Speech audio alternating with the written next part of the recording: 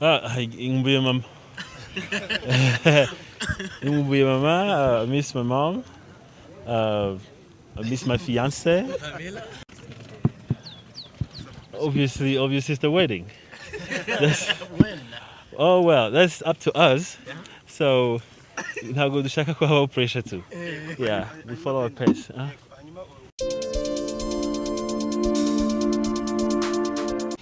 Yes, turizera ko mumeze neza kandi ko muri n'amahoro nkuko muri kubibona kuri screen zanyu. The king is back. The band.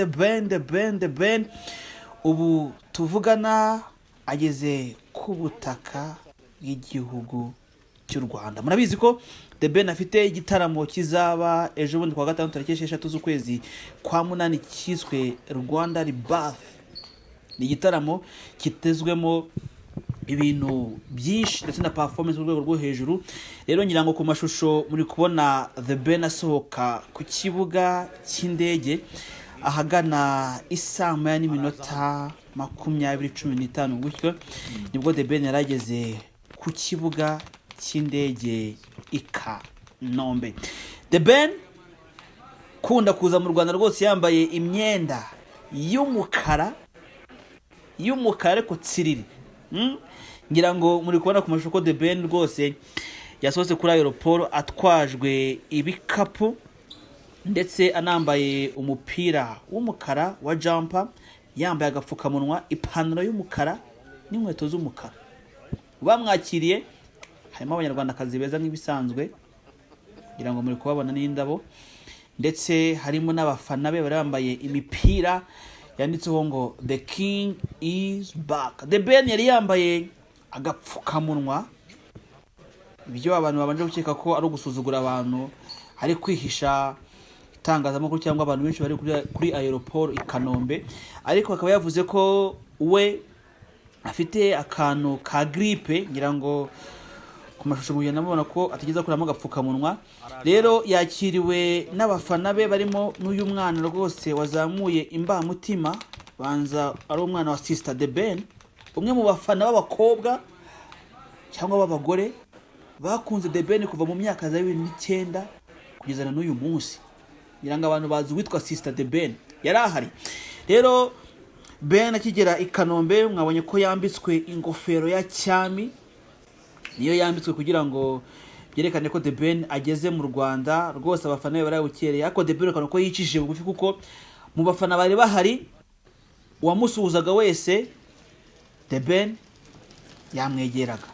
So ngayo nguko rero reka mbareke mwumve interview The Ben aduhaye, ariko akaba yavuze ko ikimuzanye mu Rwanda kumbeye mama we mbere y'abandi bose, mbere ya Pamela, ariko kandi ko tazava mu Rwanda rongoye Pamela bihabanye ryo fata ku muvuta yagiye avuga mu minsi yatambutse, avuga ko ari umukire wundi winjiye mu by'umubano we na Pamela. Kuri ubu rero akaba yamaze kutubwira ko Pamela kumurongora ni itegeko kandi nawe ari mubo akumbuye. Reka mwumve The Ben, ibindi naho ubundi.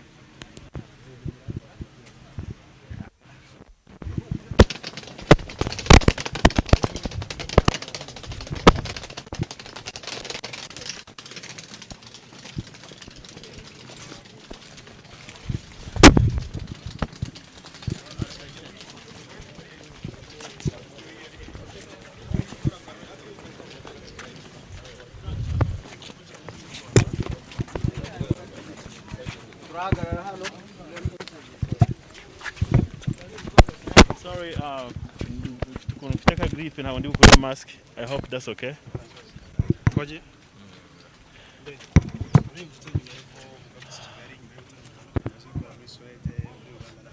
Nduba nishimye. Nta kintu kiruta kuba umuntu ari mu rugo. Inshuro rero ni hari ibintu bishya turi gutegura ku munsi wa gatandatu. So nduba nezerewe cyane. Can't wait. Muri Uganda byari byiza cyane. Ni ibitaramo bibiri bitandukanye bya Uganda n'icya Swede kirimo ni nka culture exchange bifashwemo na ambassade yacu yariya. Hanyuma Uganda yari just a big show. zabaye ebyiri actually, so byose byari byiza cyane, navuga ko ari experience nziza nagize. Twagiye muri East African Entertainment Awards n'ibintu wakiriye ute? Ni ibintu byantunguye, ni ibintu byantunguye, ariko nawe ndashima Imana kuko ni byiza byongera mu bindi, n'icyizere abantu bakomeza kutubonamo, so nanezerewe ku bwabyo. Bivuze ikintu kinini, bivuze ko umuziki wacu uri kugana ahantu heza, tumeze nk'abantu bafite umugozi turakurura igihugu cyacu tukizamura ahantu heza, so imbaraga zanyu, imbaraga z'undi mu artist zose ziraza tukegeranya tukazamura igihugu. Hanyuma bene mu masaha ari imbere cyangwa se iminsi mikiri imbere uratamira muri Kigali, abanyarwanda ni benshi nabonye barabuze amatike menshi, babizeza ute kuri performance? Ndabizeze ko tugiye gukora performance itandukanye niyo bigeze kubona, nateguye ibintu bitandukanye, muri make ni ubukwe. Nta butumwa yaguhaye ngo hintashye abanyarwanda? Meddy abasuhuza, Meddy abasuhuza bakumbuye, ntabwo yambwiye ibintu byinshi ariko yabashuje tuzi. Last time you proposed to PAMELA, would you tell us what next? Obviously it's the wedding.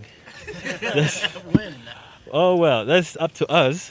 So ntabwo dushaka ko habaho pressure too. Yeah, we follow our pace. Hanyuma Kigali nyuma y'iminsi mike cyane cyangwa se amezi make gutangaje album mu mwaka turayibona se collabo ziri album uyu mwaka igomba kuba byanze bikunze. Ndabona nisegure ku bantu kuko nabwiye album guhera mu kwa 12 mwaka ushize, so habamo ibintu bitandukanye bijyanye n'ama distribution company twagomba gukora nayo, ni contract ntizahura neza, zimwe zisubirwamo izindi zivamo, so but then at the end of the day tugomba gusaba album abanyarwanda bakayibona muri uyu mwaka for sure. iki gitaramo ugiye gukora abantu kitandukanye n'icyo wakoze? Namaze kubivugaho, iteka nifuza kuzana impinduka muri performance, so iyi performance y'iki gitaramo nibaza ko izaba iri hejuru y'ibyo byose twakoze before, so ndumva ntayi revealing right now kuko nabambaha igitaramo nawe. Ikibazo kimwe, Rwanda Rebirth Concert bivuze ko u Rwanda rwisubije ubuzima cyangwa se reka tuvuge ngo twongeye turavuka bushyashya, bifite aho bihurira n'umuziki nyarwanda. Uyu munsi wavuga ko umuziki nyarwanda wavutse bundi bushya gute nka Ben of the navuga ko byagiye mu bika, twagize nabyita nka movement, twagize abahanzi twarebeyeho mbere yacu, aba KGB, aba Mr Joe, banzi bagiye mu by'ukuri baduha inzira, aba Casanova, and then iyo era ivaho haza indi era gutyo, so bisa nkaho abanzi nyarwanda basobanukiwe ko bagomba gutanga umusanzu mu guha umunezero cyangwa se mu gihugu, mu gusubiza abantu kongera kuba proud y'igihugu cyacu bitewe n'amateka twagiye tugira in the past. So ndi proud y'abahanzi bose muri rusange, ndi na proud y'igihugu cyacu 100%. Hanyuma Ben, Diamond yashyize ingufu cyane muri collabo yawe, igisobanuro cy'amafaranga wamuhaye cyangwa se cy'ubucuti n'ubufatanye? Ni igisobanuro cy'ubucuti n'ubufatanye. Iyo ugiye gura n'umuhanzi especially nkuriya ukomeye, usaba Imana ko akwiyumvamo, abona talent imwe yo kurusha uko yabona ko hari ikindi kintu ugiye kumukuramo, so nicyo kintu yabonye kuko nkuko mubizi amafaranga ntago akora ibintu, ahubwo amafaranga akora ibintu, ariko ibirutaho ni just the chemistry ujyana n'umuntu. Ukiva ukumbuye iki cyane? Ngumbuye mama. Ngumbuye mama, miss my mom, I miss my fiancée. Yeah, obviously. So yeah, ngumbuye inshuti zanjye zose muri rusange, ngumbuye abantu mu by'ukuri. Abanyarwanda nuko mbashimire cyane kubwo kuduhora inyuma badushikira, aho umuziki wacu ugeze ntago ari ubuhanga bwacu, ntago nakubeshya, ntaho bihuriye n'ubuhanga, ahubwo bihuriye n'imbaraga badusha mu bitugu, so turabashimira cyane kandi tubanye ku mutima. Mwakoze cyane namwe. Yeah.